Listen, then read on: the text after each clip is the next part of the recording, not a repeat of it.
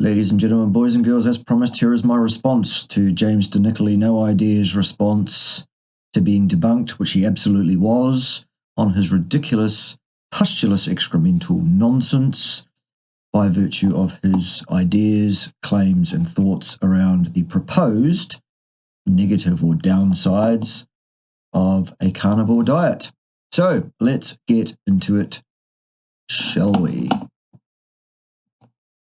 All right, off you go, James. So recently I put out a video on the downsides of very low to no carb diets. There aren't any. And I also put out a newsletter 6 days ago on that. And apparently Richard Smith has debunked me. Yeah, not apparently, he did. Absolutely, without any question. So let's actually get into this and actually see. Well, see, the thing is, Richard Smith's response and debunkment of your ridiculous nonsense, James, was quite a bit longer than your response. So you can't debunk a debunking in less time than it took to do the debunking. It's impossible. That's basic mathematics, I would have thought. One of the things that you seem to struggle with. If he has any legs to stand on with his... Two, in fact, and they're much better than yours, given that he's a former bodybuilding pro and you are not. Debunking. So according to Richard Smith, based on his theory that the body can upregulate certain transporters like monocarboxylate transporters and ketone body transporters, that apparently the glucose-sparing effect of a ketogenic diet can actually be up to 95%, whereas I had said 70%. Yeah, so what? Who cares who's correct on that? What is his number based on? Complete theory. He doesn't... Oh, right. Just like your theories on this so-called low-grade, so-called acidosis, so-called, that occurs when you eat nothing but meat and fat, James. Nothing but a theory. Based on some reductionist short-term work done under very, very poor control with very, very little to any scientific rigor and discipline whatsoever. Why have you believed that one? Because you want to, because theologically you want to, and because secondly, it gives you an excuse to peddle some completely unnecessary supplements to people. Doesn't provide a single clinical study in humans to support this number, and so this is a joke. What makes you think, James, that clinical studies are able to support anything? That shows you to be a pseudoscientist. That shows you to be an incompetent buffoon, which we already know you are. But there it is, right there for all to see. Studies show. No, they fucking don't, James. Okay? Pretty straightforward. Joke, if you ask me, that he's debunking me by... Yeah, but who's asking you, James? Throwing out a 95% number when I had said 70%. Yeah, but who cares whether it's 70 or 95? That's really got nothing to do with the actual moot at hand here as to whether or not there are any downsides to eating nothing but meat and animal fat. And specifically, whether or not, if I eat nothing but meat and fat for long enough, my bones will dissolve, which is what you're claiming, James. Now, where the breakdown gets a little bit more basically detailed here is he comes to a worst-case scenario of the body needing 37.5 grams of glucose or as low as 15 grams based on these theoretical... Over what period of time is that required? What on earth are you talking about, James? 80 to 95% glucose-sparing effects from a ketogenic diet. Now, I had 46 grams of glucose. He had 15 to 37.5. Oh, Jesus, James. Seriously, sunshine, you really are clutching at your purse here, aren't you? Really desperate, pathetic cope. All of it. Do you have anything of substance to bring to the table, James? Not a fucking thing, it seems. Carry on, though.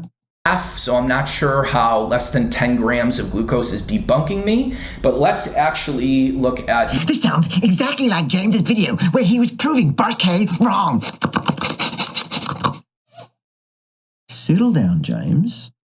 Control your voice. Be calm. You can be assertive. You can even use naughty words if you like. That's great too for engagement, it seems, to some degree. But let's speak like a human being. Let's deal with the facts and leave the emotive stuff out of it, shall we? Your numbers to see if these are even appropriate to use. So these are the actual studies that I looked at to get 70%. Actual studies, as opposed to pretend studies? What makes these studies actual, James? A 3-week study. Well, that tells us nothing about anything long-term health-wise, and as such is very unlikely to provide us with any information of any utility whatsoever. Because, James, you cannot extrapolate the findings of a study beyond its tenure. Okay? So this study tells us what happens in that group of people that were studied at that time under very probably poor control and everything else for a very, very short period of time, 21 days. So hot. Of glucose sparing. Now, I shouldn't even have used 70% because that is in prolonged fasting studies. The actual ketogenic... well, there are no prolonged fasting studies, James. None at all. They do not exist. Prolonged fasting. Depending on how you define prolonged. Ketogenic studies are 33 to maybe 50%, but they're more shorter midterm duration. So I was giving the ketogenic world the benefit of the doubt. There is no doubt, James. We do not need your benefit. There's no doubt whatsoever about what the appropriate human diet is. And this devotion to this ketogenic idea is not it, by the way. The correct diet for a human being is patently hypercarnivore, which is not particularly ketogenic, in fact. And basically going off of the prolonged fasting studies. Which ones, James? Which indicated a 60 to 70% brain glucose sparing from those studies. Now, technically, I should not have even done that. Okay, which prolonged fasting studies, James, and how long was prolonged? And what did they mean by fasting exactly? What control and observation was observed in those studies? What discipline of science was applied to delimit the study and reduce the likelihood of confounding covariates, collinearities, and other sorts of problems? What?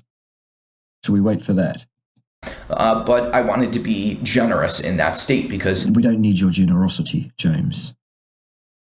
What we need you to do is pull your fucking head in, frankly, and get your fucking ego under control, because it's fucking ridiculous, son. You can obviously be on a ketogenic diet longer than 3 weeks. And if the body has the ability to adapt to maybe 60 to 70%, then theoretically, on a prolonged ketogenic diet, maybe it could get to that. So that's why I use 70%. Now, so that was from Owen and Cahill in 1967. And then Cahill had a review paper called Fuel Metabolism in Starvation, suggesting 65 to 70%. Over what period of time? How were we operationally defining starvation? How long was that study undertaken for? Again, controls, observation, all of that. You going to talk about that at all? Or are we just going to gloss over it and cherry pick something that appears or purports to support your ridiculous theological position, James, and pass it off as if it's some kind of scientific engagement by you? It isn't. Percent of the brain's energy needs can be supplied by ketones. So here's the actual figure from that paper. Well, so what?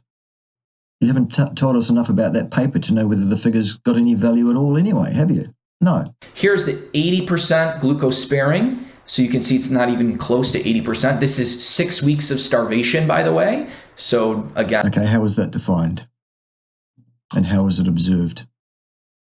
And really shouldn't be used for the glucose sparing effect of ketosis on a ketogenic diet. Because what actually is the point of any of this, James? What point are you trying to make?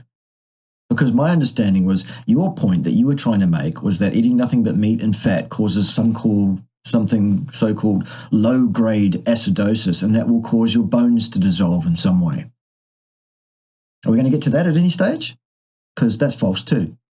Absolute fucking nonsense, James. Ketosis is more enhanced in starvation, but you can see here it's 65 to 70% is the glucose sparing. So Richard Smith is using... Based on what metric?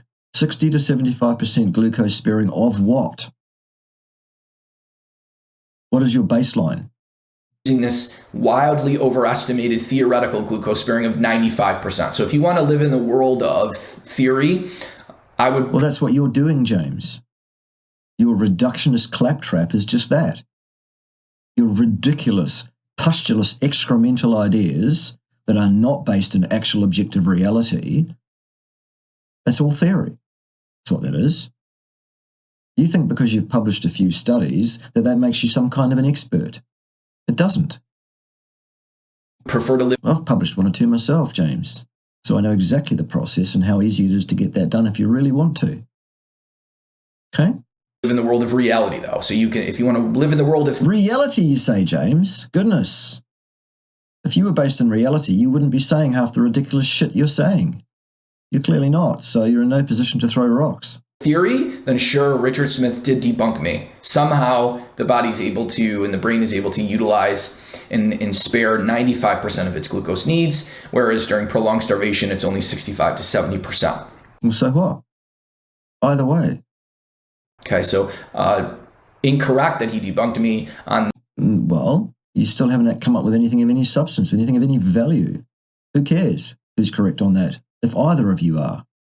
The glucose-sparing effects of ketosis, because it's complete theory. It's never even been shown in prolonged starvation studies, not even close. Well, so what?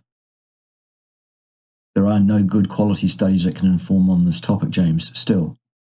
Now, what he's probably unaware of is 6 days ago, which was 3 days before his video even came out, I put out a newsletter right after this video. Oh, well, if you put out a newsletter, well, that's the end of the discussion then, James, isn't it? Because you put out a newsletter. For fuck's sake, son. Pull your fucking head in. To go over more detail on how this works. So the brain needs somewhere between 100 and 120 grams of glucose per day. Well, which? And I actually used up to 85% in my calculations because I didn't want to get myself into hot water in the low-carb community, but apparently 85% isn't enough. Well, James, if you wanted to stay out of hot water in the low-carb community, you should have kept your ignorant fucking mouth shut about that topic because you don't know dick about fuck regarding it, clearly. Which is theoretical. Actually, 70% is theoretical as well on a ketogenic diet because this is from prolonged fasting studies. So, which don't exist still, of any quality, still. Based on overinflated estimates. According to whom, on the basis of what? Because there still are no studies of any quality that can inform either way on this topic, James. Of theoretical estimates of what the brain could potentially utilize, then the brain needs somewhere between 15 to 36 grams of glucose. Again, this glucose-sparing effect in the brain has never been observed on a ketogenic diet, but better imaging studies on ketone utilization. We can read, James. Suggest this level of potential possibility. Ah, right. Potentially possible. Good. You see the thing about the words potential, possibly, maybe, they leave the other thing entirely on the table and make no statement whatever about which is more likely. Still. Never proven. Nothing has been, James. Including your existence, remember? You cannot objectively prove you exist. That's metaphysical. Dickhead. But apparently I got into hot water by not using 95%. No, you got into hot water by opening your mouth about something you shouldn't have because you don't know anything about it. So the red blood cells need somewhere between 20 and 40 grams of glucose, which will depend on red blood cell volume, body size, and metabolic rate. 50 to 60% of the red blood cell glucose needs, though, can come from the Calorie cycle. So during prolonged starvation, it's theoretical that could be 80%, but I think 60% is much more reasonable here.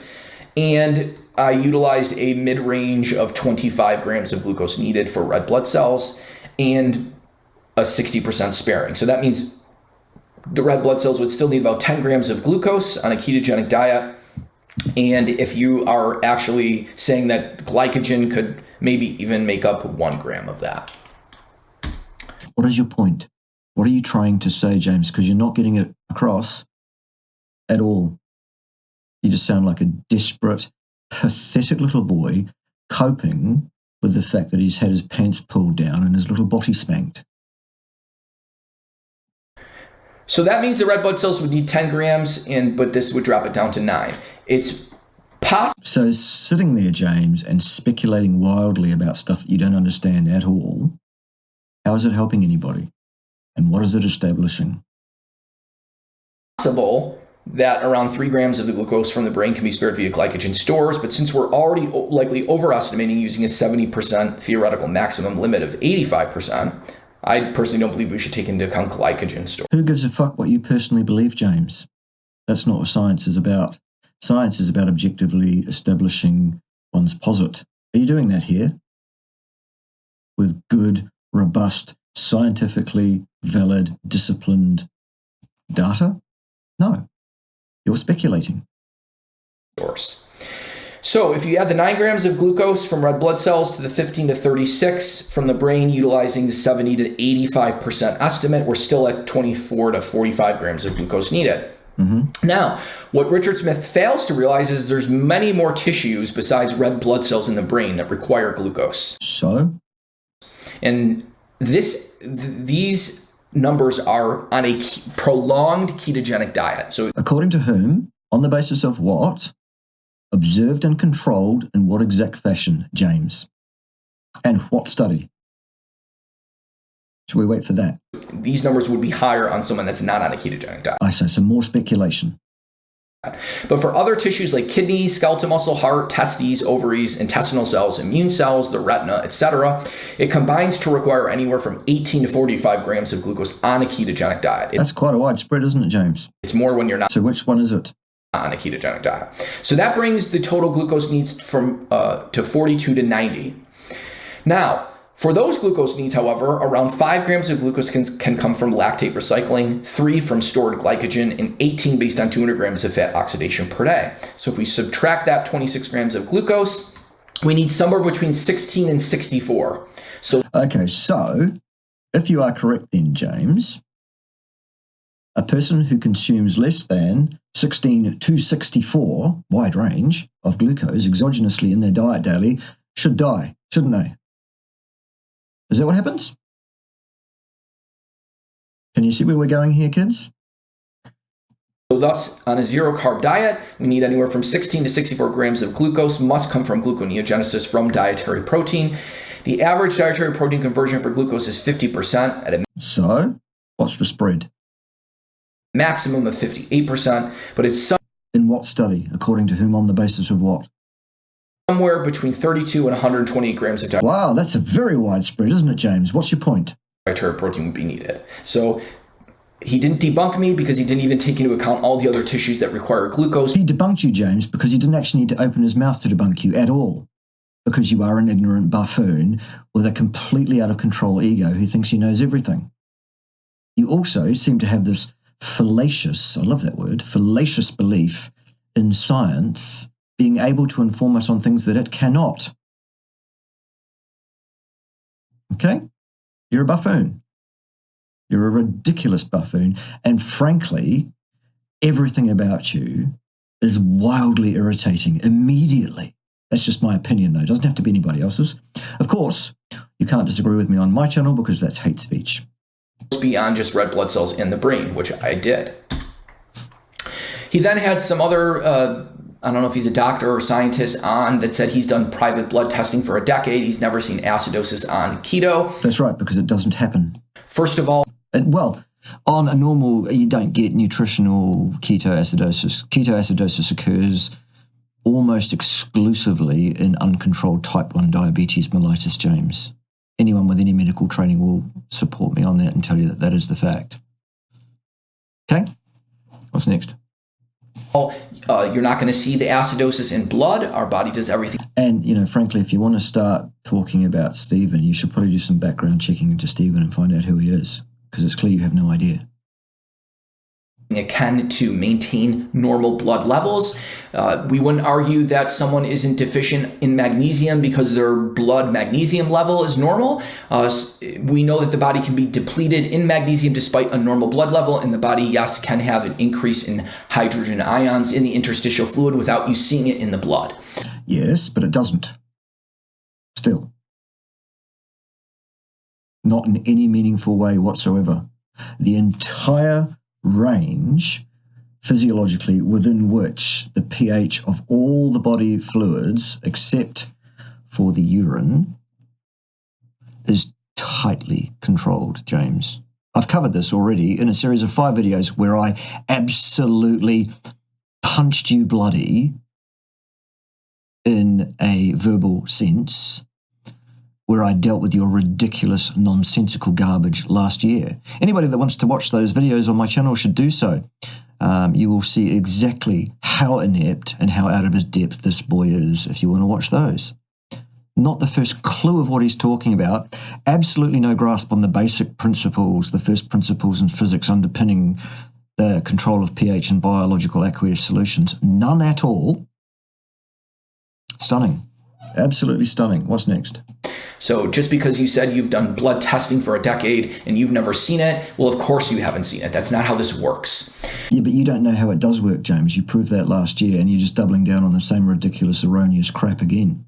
He also said he's never seen a low bone mineral density, and he's been on carnivore for 6 years, and he's even seen some carnivores up to 25 years. Again, yeah, well, we've actually got anecdotes up to 67 years, James. Okay? I never said it can cause bone mineral density. I'll show exactly what I did say. And even if the increase in calcium loss were to occur, it would likely take anywhere from 10 to 30 years. On the basis of what? According to whom?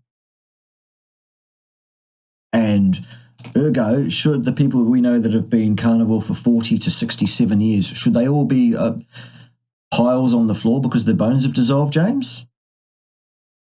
Or should any of them have low bone mineral density on the basis of your ridiculous theory? Should they? Yes. Do they? No. Whoops. For the actual loss in calcium from bone to even show up on a bone mineral density scan. And ergo, then it's not likely to be a significant problem then, is it, you fucking idiot? And that's in someone who is not consuming, I would say, someone who's consuming... Oh, you would say. So your opinion again, James.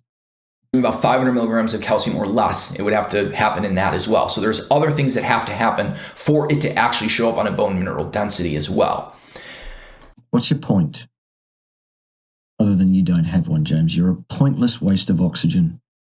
And you're an irritating cunt. So he also stated that the body never becomes too acidic. That's correct. It does not. That's not true. Yes, it is, James. Whether you like that or not, it is true. Oh, he was arguing that the kidneys and the lungs are there to compensate. Yeah. That's what they do, yes. Also, there's some inherent physical properties around inherent pH control that occurs as a function of the laws of physics, James. Those laws being things that you clearly have no grasp of whatever. As I showed last year, and people should watch both my debunkments in a series of about 5 videos on James and his ridiculous nonsense last year. And also you might want to watch my pH lessons number 1 through 4, which covers this all off. You'll get the actual science from someone who actually understands it, which is not James DeNickley, no ideas. It's true, the kidneys can compensate, but number 1, they have a limited capacity to actually get rid of the hydrogen ions in the urine. There are no hydrogen ions, James. They don't even exist, you ridiculous child. False. Uric acid, etc.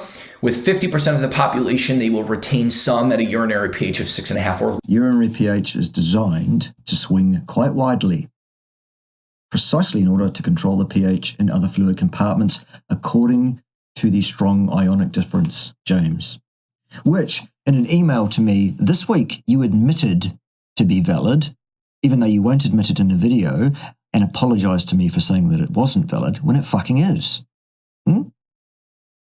Do you want me to publish the email that you sent me where you absolutely accepted that I was correct on this and that you were incorrect? Shall I do that? I can if you want. Or you can suck down your ridiculous, out-of-control ego and front me for a discussion publicly about this, wherein I will tear you 7 new assholes because you have absolutely not the first fucking clue of what you're talking about in this field. Despite your hundreds and hundreds and hundreds of peer-reviewed publications, this is a field in which you have not the first fucking clue. Son. Less. This has been proven in basically the balance studies, and I'll show you some of those. No, they haven't, James. Not at all. Absolute fucking garbage. Wrong. In a second here. So no, you won't. You will give us your opinion, your interpretation of some pseudoscience published according to fallacious models of the basic physics underpinning pH control. That's what you'll do. If your urinary they call it urinary acid excretion. They call it. That doesn't mean that's what it is, because it isn't. Still. Is 39 milliequivalents or higher. Half of the people will be actually retaining that acid. Rubbish. Absolute fucking nonsense. Kidneys also have to ramp up the production of ammonia to excrete these hydrogen ions and acids. They don't excrete hydrogen ions, James. That does not occur. And acids do not affect acidity, James. Acids have no electrochemical charge. They cannot affect acidity. Fuck's sake. Which is not ideal. The kidney also has to increase renal blood flow and hyperfilter. So what?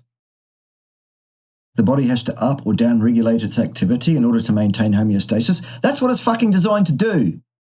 You fucking clown. Which is not ideal in order to excrete the large. Who says it's not ideal? On the basis of what? Acid loads. The kidney also loses more sodium, calcium, and magnesium due to the according to whom, on the basis of what, compared to what, over what period of time? Still. Increase in hyperfiltration at the kidney level to get rid of that acid load. No, there's no acid load. Still. The body also has to break down more connective tissue. No, it doesn't. False. To get at glutamine to excrete the extra absolute fucking garbage. No such thing occurs, in fact.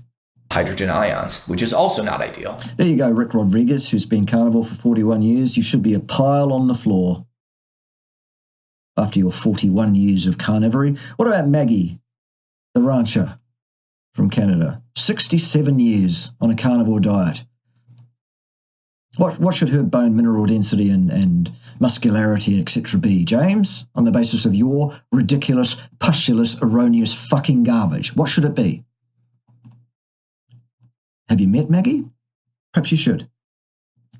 The urine is also now 100 times more acidic on a carnivore diet, a pH of 5 versus 7. So what? The urine is designed, absolutely, to swing widely in its pH, as I said, precisely in order to be one of those things that allows for the homeostatic control of the pH and other fluid compartments that needs to be much more tightly controlled. It's fine. It's not a problem. It's what's supposed to happen. Which increases the propensity for calcium and uric acid kidney stones. Now, I'm not definitively saying it will. Right, so you're speculating. Well, carnivores don't seem to have any real problem with oxalate or kidney stones any more than any other population, James. In fact, probably less. Have you looked into that? No. But it increases the propensity. No, it doesn't. Not at all. How do we know that? Well, look at the incidence rates, James. Okay? In other words, there might be a day where you don't might be. That leaves might be maybe not too completely on the table, doesn't it? Drink as much water and you're more dehydrated, or you start taking vitamin C, or you start taking collagen, things you probably should do on a carnivore diet. Nope. But that may, because you're not, let's say, offsetting this with bicarbonate or citrate. Bicarbonate is a dependent variable, James, still, and cannot be independently moderated by adding nor by removing bicarbonate, still. Okay? And citrate, same deal. It's volatile in that it will be uptaken by the TCA cycle. So, absolute fucking nonsense. Both of those. Neither of them will have the effect that you propose they will have, dealing with a problem that you propose exists, which actually fucking doesn't exist. Still. Fuck, you're a clown. You really are an absolute fuck monkey, aren't you? That can increase the propensity for a kidney stone. Propensity. No, fuck off. Wrong. To happen. So this is the balance studies from Lennon and Lemon Group back in the 1960s. Oh, Jesus Christ. Seriously? Really, James? Wow. And they clearly showed that. They clearly show nothing, James. What do you think this shows us in any way, shape, or form? You've actually not told us anything about these studies, how they were conducted, on which subjects, how many of them, over what period of time. It looks pretty clear here that we have a very, very underpowered study based on what's going on here, on this chart here. Plus, acid balance. Well, that's a construct, isn't it, James? Acid excretion. Well, no. What acids are being excreted? Total acid production. According to whom, on the basis of what? What was the methodology of the study, James? Again, perhaps you'd like to come and front me for a discussion about what was and was not done in this study and what its flaws, foibles, and limitations are. Because you seem to think splashing up some numbers on the screen from some very poorly conducted study will establish your posit in some way, which shows you to be absolutely scientifically incompetent despite your publication list, which is significant. There's nothing clever about publishing science studies, as you call them, by the way. I've done it quite a few times myself in my life. It's not hard. Okay? And neither does publishing studies prove anything whatsoever. You are absolutely, you've been taken in, it seems, by a false theology, a false belief system in science, or what you think science is. It's nuts. It's unbelievable that you would be so destitute of actual comprehension and scientific discipline. Every time you send me one of these ridiculous studies, What am I missing here, Bart? well, James, what you're missing is any fucking clue of what you're talking about and any sense of scientific discipline whatsoever. That's what you're missing. Okay? Half of the population, if you are excreting 39 million. Hang on. Half the population you just said, James. What are you basing that on? What? Do you have a study on the entire population, or indeed half the population? No. Equivalents of acid or more, that you can actually be in positive balance. So here is the renal acid excretion of 39. 39 what? On the basis of what? Undertaken how, James? And they were in positive acid retention. According to whom? What was the methodology of the study? What are you trying to communicate here? Because all of this is based on fundamentally flawed models of the underpinning physics and reality, the objective reality in which we actually find ourselves, James. The thing about which you seem to have absolutely no comprehension or appreciation. Stunning. At that point. So essentially the kidneys have a limited capacity to excrete. So you can't just say, Yes, so what?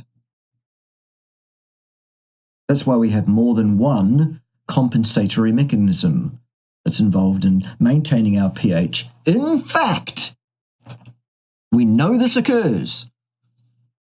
James, still. well, the kidneys and the lungs do this. You need to really understand the capacity of the kidneys and the lungs. Well, I do, James, and you don't, it seems, because you think that acidosis occurs, which it doesn't, to any degree that's of any clinical meaning whatsoever, and you think that eating nothing but meat and fat will cause the bones to dissolve over a period of time, which it won't, and which it doesn't. Your theory is not borne out in observation. We are done. You are wrong. You are doing a disservice to humanity, and you are peddling unnecessary and ineffective supplements. Son. Actually handle dietary acid loads, which clearly No such thing exists still. these two do not understand because they haven't researched. No, James, it is absolutely patent and clear that it is you who lacks a fundamental understanding of the basic physics underpinning the control of pH in aqueous biological solutions. Son. You have not the first fucking idea of what you're talking about here. You are out of your depth in this particular field of endeavor. It's fucking ridiculous. On this topic, nor have they published on this topic, which Well, publishing something doesn't make you right, James. Still, I've published a number of things too. And the things I've published, James, are at odds with the things you've published. All right? One of us can back up what they're saying with an understanding of the basic physics underpinning it, the things that we know to be absolutes, the first principles. One of us, James, can do that, and that's me. I notice you haven't fronted me personally face-to-face for a debate on this topic. I wonder why you haven't done that. Your excuse is because I'll be rude to you. Well, James, you deserve that, for a start, and if you like, I won't. I'll just go with the facts and the first principles, and I will tear you 15 new assholes because you are out of your depth in this field. You do not understand the physics. Still. I have. No, you haven't. You haven't got an understanding of the physics. If that statement was you've published, yes, you have. But so what? So have I. R squared equals about 0.6. Something. Nothing to see here before you even tell us what this is, which I wonder if you're even going to do. So if you look at a urinary pH of 6.5, that is where about you get the 40 milliequivalents per day of net acid excretion. Right, well, that's an estimate, James, isn't it? Because there's noise around that signal.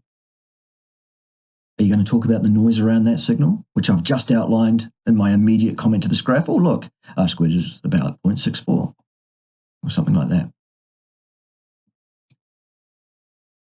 No? Okay. So if you measure your urinary pH and it's 6.5 or less, half of the people are going to be retaining some type of acid. No. Still false. Not so. At that point. So this was my pinned tweet based on over 13 clinical studies in humans. No.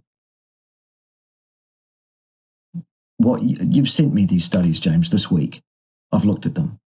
And I'd already seen all of them beforehand anyway, so I already knew what they all were and what their flaws and foibles are. And I still invite you to come and debate those studies with me in a series of debates, if that's necessary, for people to understand how far out of your depth you are here, however long it takes. How's that? All right, because none of the 13 clinical studies are able to inform on any hard health outcome of any kind in human beings over any reasonable period of time whatsoever. None of them are under decent control and observation. None of them can inform on what is likely to occur in a human being over any reasonable period of time as that relates to any aspect of their dietary intakes whatsoever. None of them. All right? What's next? That a high animal protein or carnivore diet has been shown to lead to an increase in urinary calcium loss without... Over about 4 months.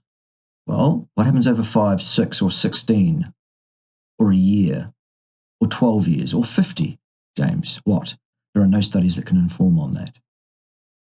A compensatory increase in absorption. Well, there's your answer then. Even if there is a short-term loss of calcium when you transition from a normal diet or a standard diet to a carnivore diet without a proper transition, by the way, the answer would be, if you want to avoid a short-term loss of a very, very small amount of calcium for some reason, perhaps you could take in a compensatory intake. That would solve the problem, wouldn't it?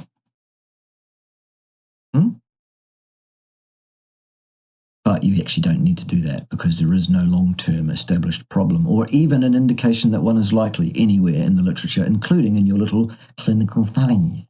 Negative calcium balance, increased bone breakdown, decreased bone formation, decreased vitamin D activation, and increased propensity for uric acid and oxalate kidney stones. Well, so what?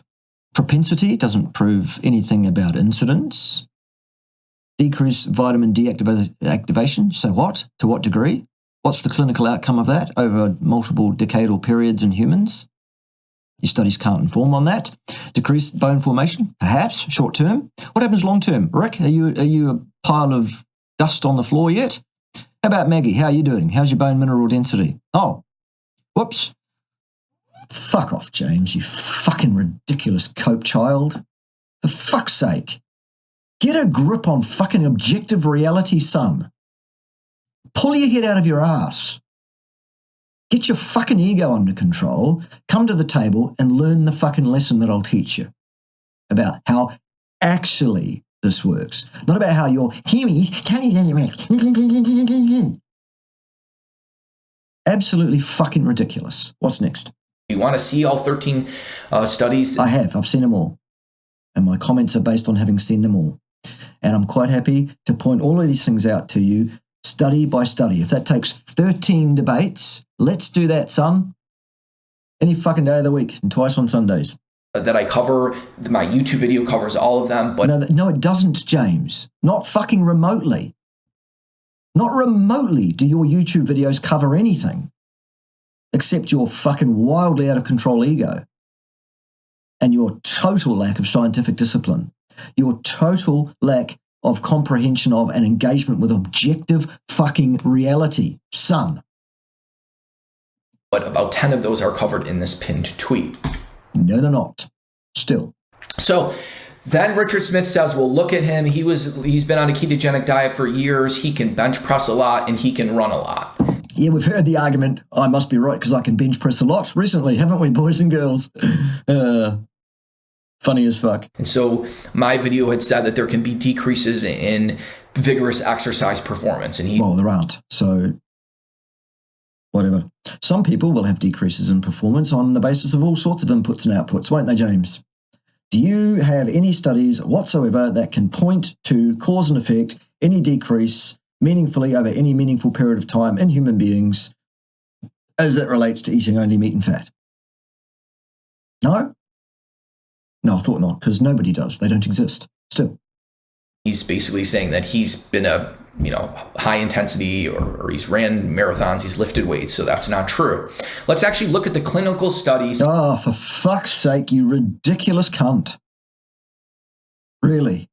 Your absolute mindless devotion to this pseudoscientific excremental pustulous garbage, James, is your downfall. This is not how you prove your point. This is reductionist claptrap. Let's have it though. Testing prolonged ketogenic Prolonged according to whom on the basis of what? Under what kind of control and observation, James? diets, so anywhere from 4 to 10 weeks. Well, that's not prolonged, is it, you fucking imbecile? On athletic performance, and let's see if it actually That is not prolonged, is it? Imbecile. does have an inhibitory effect or not. Over 4 to 10 weeks? Who gives a fuck? The body adjusts and adapts to changes that you impose, and it takes some time to do so. What's your point? Once it's adapted to a fully carnivore diet, what you will find, James, is that athletic performance usually exceeds what it was beforehand. Let's just let the data talk. Well, we could if the data was able to inform on the question. A study of 4 to 10 weeks, James, will not do that. It's ridiculous. It's nonsense. And I think you fucking know it, actually. This is just cope to try and cast shadows and aspersions at our good friend Richard Smith, who actually clearly knows more about this than you do, probably because he listens to me and you don't. Anyway, let's see. Let's hear this data on a 4 to 10 week study, as if that's of any interest to us. In this study, they looked at the effects of a high-fat, moderate protein diet on What's that, James? How's that defined? submaximal, maximal, and supramaximal performance. Over what period of time, James? Under what sort of control and observation? And what they found is that perceived exertion was Oh, right. A perception was altered over a short-term period because they've changed the people's diet without doing a proper transition and changing their diet. Well, fuck me, what a shock. God, if you were any more ridiculous, James, we would have to think that you are actually a parody. Your absolute lack of scientific nous here is just stunning. For someone with your publication record, James, you need to do better, a lot better.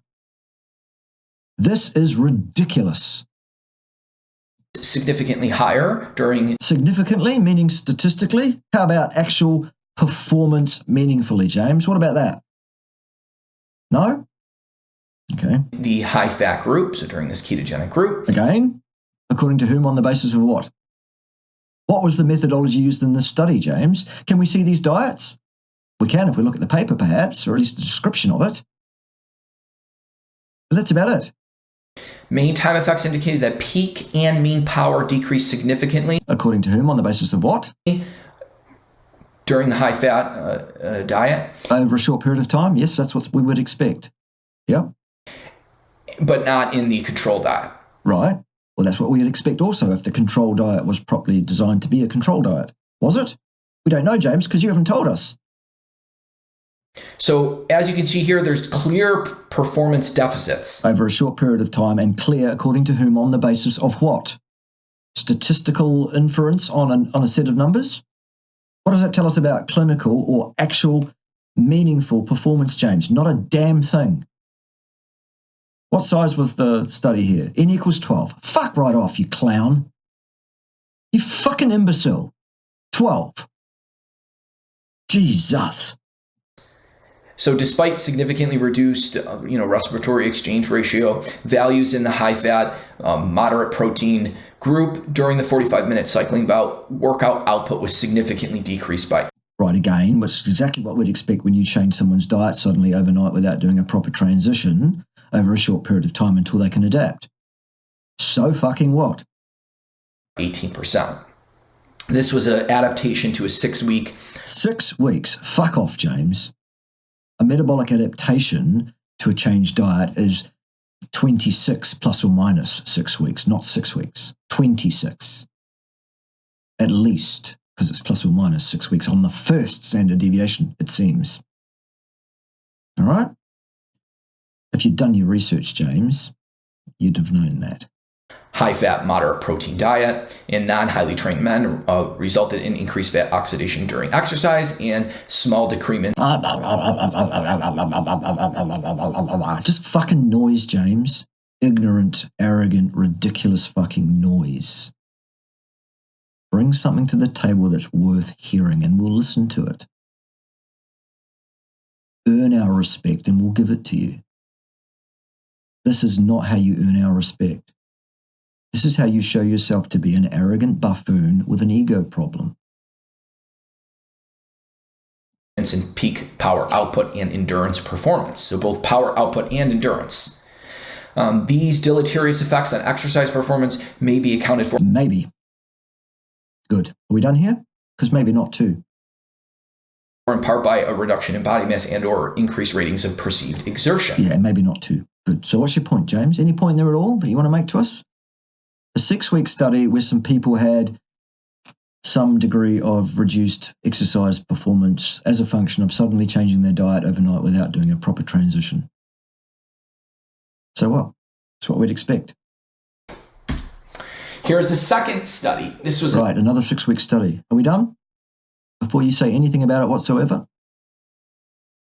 a 6-week non-energy restricted ketogenic diet on physical fitness, body composition, and biochemical parameters. And the VO2 peak and peak power decreased here significantly with a p-value of 0.023 and less than 0.001 respectively. We detected a mild negative impact from the 6-week non-energy restricted ketogenic diet on physical performance regarding endurance capacity, peak power, and faster exhaustion. Here's a third study. This was a 10-week ketogenic diet by Karen Zinn. Right, well, is that 26 weeks or is that 16 weeks short? So we done with this one too? Good, okay. She stated all athletes increased their ability to utilize fat as a fuel source. Mean time to exhaustion dropped by approximately 2 minutes. So that was a p-value of 0.004. Other performance outcomes showed mean reductions of peak power. Basically, that's a nominally significant, borderline significant p-value. So not significantly there, but obviously that's a huge drop in mean time to exhaustion. So you see, the thing here, James, is we can read. Okay, we can all go into these studies ourselves and we can read them and we can read the numbers that are being reported by these studies. That's all you're doing. Just reading somebody else's numbers.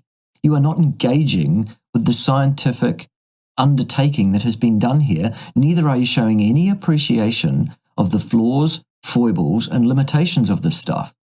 You think you're proving your point by mindlessly regurgitating somebody else's numbers that have no meaning to the argument at hand. None at all. You are an absolute fucking imbecile. And it's high time people understood that. They also need to understand your level of cowardice. I'm not talking to Bart K because he'll be rude to me. Yes, I fucking will be rude to you because you absolutely fucking deserve it. You silly cunt. What's next? You couldn't go 2 minutes more. You had to stop 2 minutes earlier before. Short term, yes. So what? Before you became exhausted. Yeah, so what? On a 10-week. Have you got anything to say, James, at all? Ketogenic diet. Here is the fourth study. How long is this one for? On a 4-week. Oh, fuck off! 4 weeks now.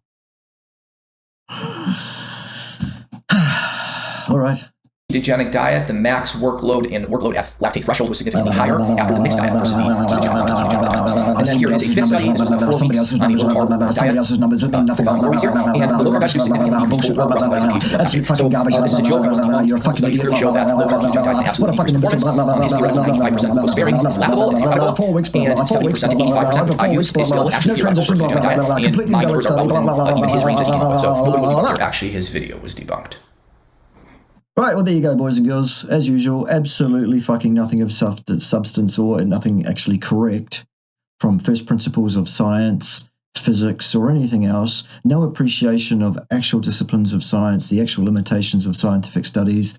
Just absolutely ridiculous fucking nonsense from start to finish from an absolute cunt, once again. All right, James, fuck right off. Fuck right off. Shut the fuck up permanently. Get your stupid ass off the social media altogether. You've got no fucking business here whatsoever. You're an imbecile. Your scientific publication history, you've just made a joke out of it by basically showing your complete lack of scientific nous. It really is an embarrassment to you, your country, your family, your clan, and everyone that thinks you've got anything to say of any value on any topic. All right, that's it. Everybody else, get to the chopper. No, join me next time when someone else will be wrong on the interwebs, because that doesn't look like slowing down anytime soon, does it? No. Okay, ciao.